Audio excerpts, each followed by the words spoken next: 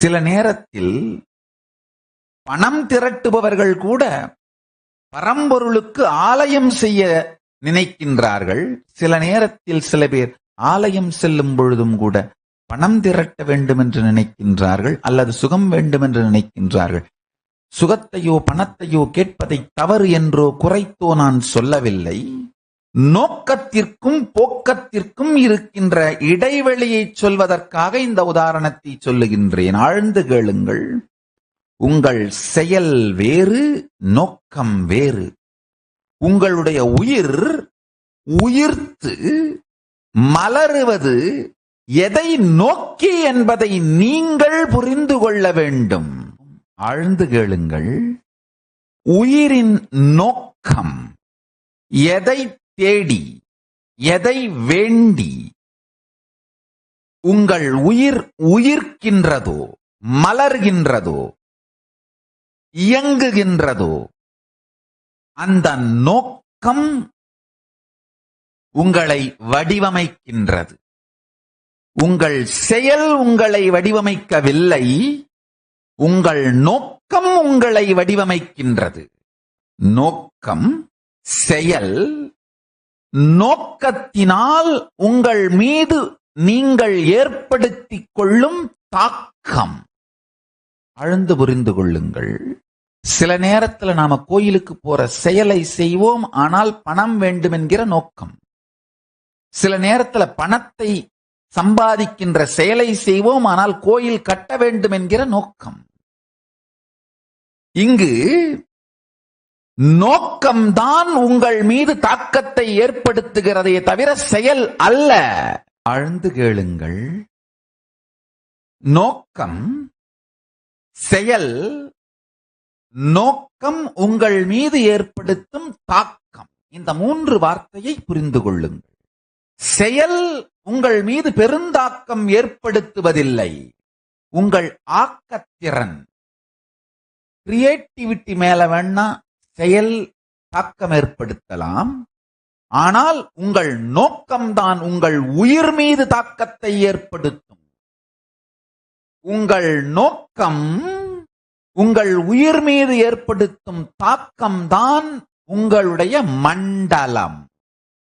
The ecosystem of you.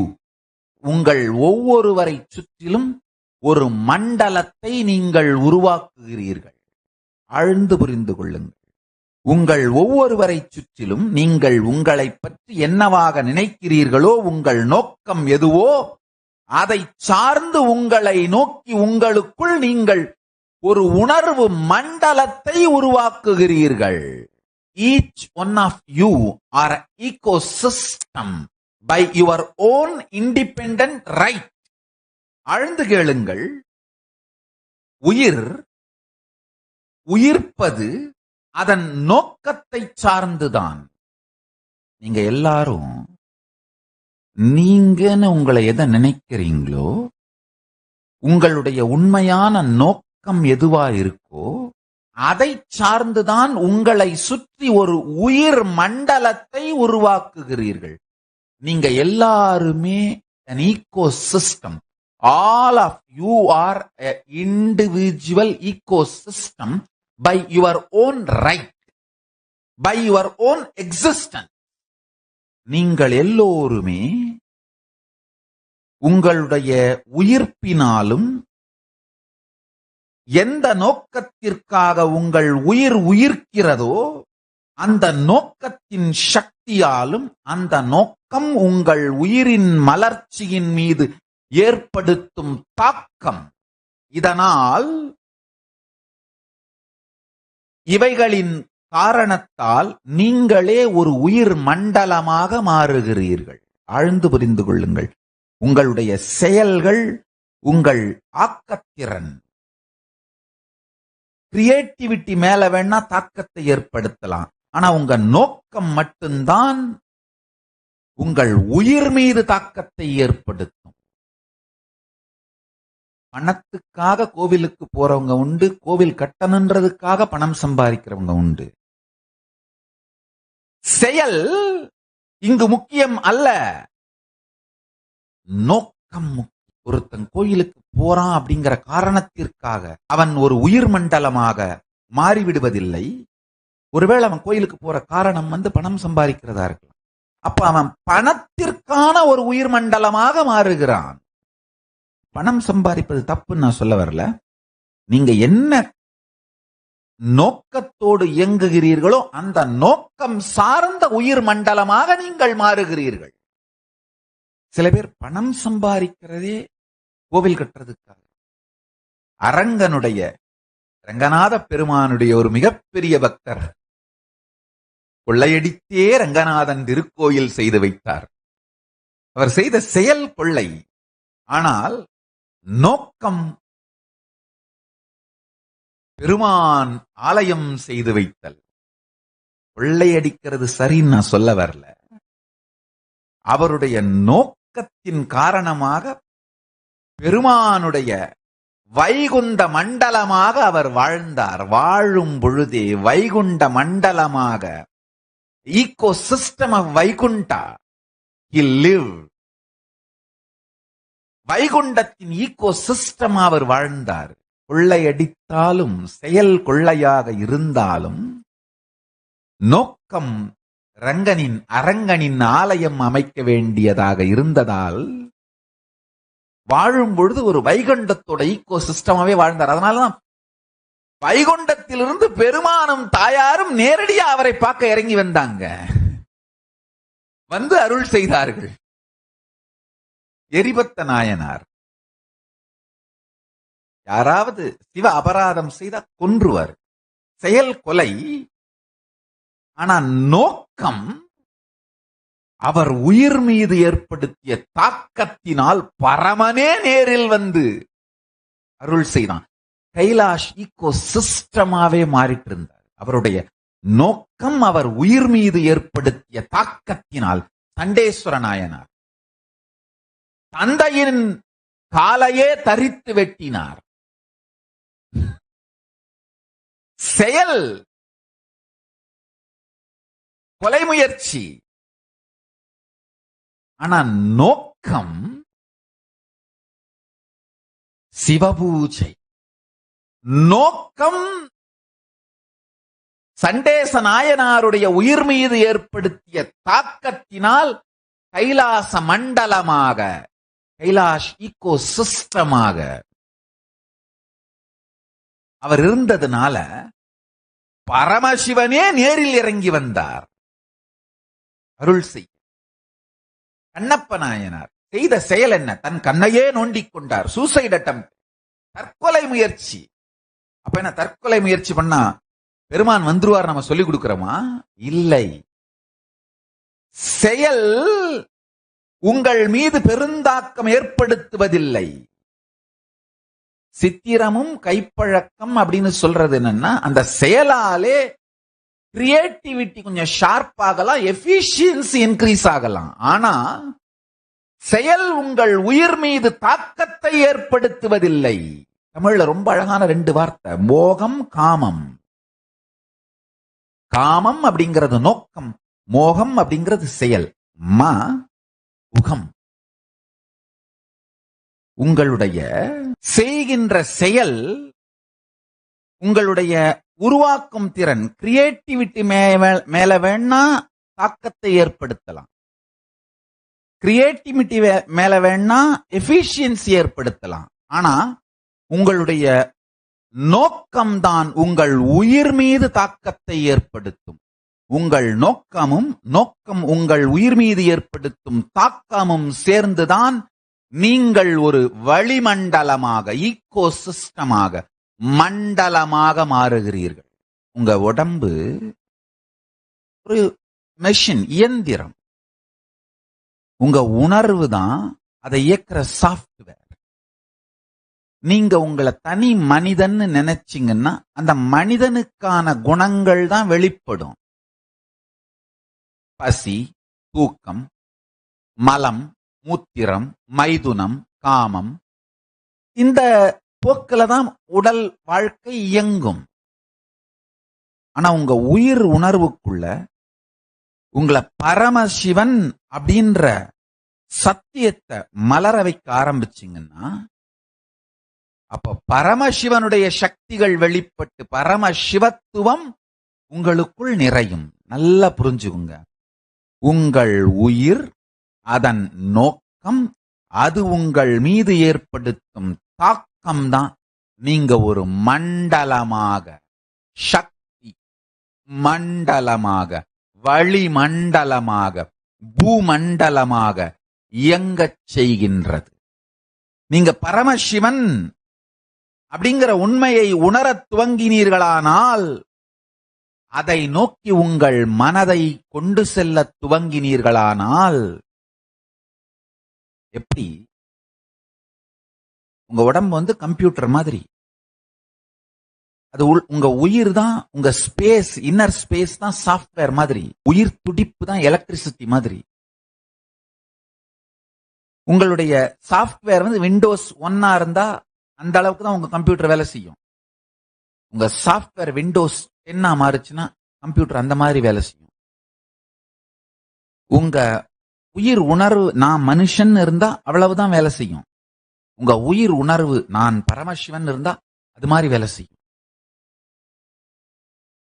உங்க உயிர் உணர்வை உச்சத்திற்கு கொண்டு சென்று சக்தி வெளிப்பாட்டை நீங்கள் செய்து வாழ்க்கையை வாழ்வதுதான் ஜீவன் முக்தி. அதுதான் என்லைட்டன்மென்ட். நல்லா புரிஞ்சுக்கோங்க. உங்க செயல் உங்கள் மீது பெருந்தாக்கம் ஏற்படுத்துவதில்லை, உங்கள் நோக்கம் உங்கள் மீது பெருந்தாக்கம் ஏற்படுத்துகிறது. உங்கள் உயிருடைய நோக்கத்தை உயர்த்தி கொள்ளுதல். விண்டோஸ் 1 இருந்து விண்டோஸ் 10 சாஃப்ட்வேரா உங்களை அப்கிரேட் பண்ணும் பொழுது நடுவுல வர்ற தடைகள், சில வைரஸஸ் எல்லாம் வரதான் செய்யும், டவுன்லோட் ஆக டைம் எடுக்கும். அதெல்லாம் தான் இன்கம்ப்ளீஷன். உங்க வாழ்க்கையில வர்ற இன்கம்ப்ளீஷன், உங்க மேலேயே உங்களுக்கு வர்ற சுய சந்தேகம், இம்பாசிபிலிட்டி, பயம், துக்கம், எல்லா இன்கம்ப்ளீஷன், அதையெல்லாம் கம்ப்ளீட் பண்ணி உங்களை பரமசிவத்துவ நிலையிலே நிலைநிறுத்திக் கொள்வதுதான் சாதனை. அதுதான் ஆன்மீக சாதனை. அதை செய்து இடைவிடாது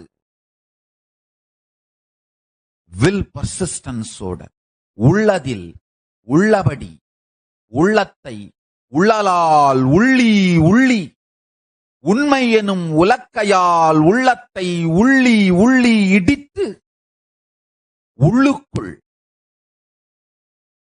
உமைநாதனை மலரச் செய்தலே ஜீவன் முக்தி. நான் மனிதன், நான் சவம் என்கின்ற உயிர் நோக்கத்தை மாற்றி நாம் சிவம், பரமசிவம் எனும் உயிர் நோக்கத்தை விதைத்து அந்த உயிர் நோக்கத்தின் உண்மையை மலரச் செய்வதே ஜீவன் முக்தி. நல்லா புரிஞ்சுக்கோங்க. இதை உங்களுக்குள் செய்பவர்தான் குரு. 31 வருஷத்துக்கு முன்னாடி இதே நாளில் இந்த சத்தியம்தான் எனக்குள் மலர்ந்த பரமசிவத்துவம், பரமசிவோகம், பரமசிவமே நாம் அப்படிங்கிற சத்தியம் சூறை காற்று போல் என் உயிர்க்குள் புகுந்து அந்த சத்தியத்தை தவிர மற்ற எல்லா எச்சத்தையும் மிச்சம் இல்லாமல் துடைத்தெறிந்த நாள்தான் இந்த நித்யானந்த பூர்ணிமை. அன்றிலிருந்து இந்த சத்தியம் நித்தியமாய் எனக்குள் நிலை பெற்று நித்யானந்தமாய் மலர்ந்திருக்கின்ற 31 ஆண்டுகளுக்கு முன்பு இதே நாளில், இதே இனிமையான வைகாசி மாதம் விசாக நட்சத்திரம் பூர்ணிமை திதியில், இதே திருவண்ணாமலையில் பவழக்குன்றில் பரமசிவப் பாறையின் மீது பெருமான் உயிரின் உயிர்ப்பாய் மலர்ந்தருளினார். பரமசிவமே நாம் எனும் பரமசிவத்துவம், பரமசிவம் மலர்ந்தருளியது. ஆழ்ந்து புரிந்து கொள்ளுங்கள். இந்த பரமசிவத்துவம், பரமசிவ நிலை உங்கள் எல்லோருக்குள்ளும் மலர்வதற்காகவே தொடர்ந்து இயங்கிக் கொண்டிருக்கின்றது. நீங்கள் செய்ய வேண்டியது எல்லாம் ஒன்றே ஒன்று. இன்றிலிருந்து உங்கள் எல்லோருக்குள்ளும் தீட்சையாக வழங்கப்படுகின்ற இந்த மகா வாக்கியம் ஓம் நித்யானந்த பரமசிவோகம் எனும் மகா வாக்கியத்தை உயிருக்குள் உணர்த்திக் கொண்டே இருங்கள். வெறும் வாயால் ஜெபித்தல் அல்ல, மனதால் சிந்தித்தல் அல்ல, உயிரால் உயிர்த்தல்.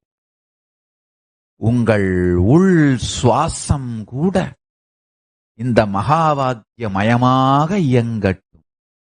ஓம் நித்யானந்த பரமசிவோகம். ஓம் நித்யானந்த பரமசிவோகம். ஓம் நித்யானந்த பரமசிவோகம்.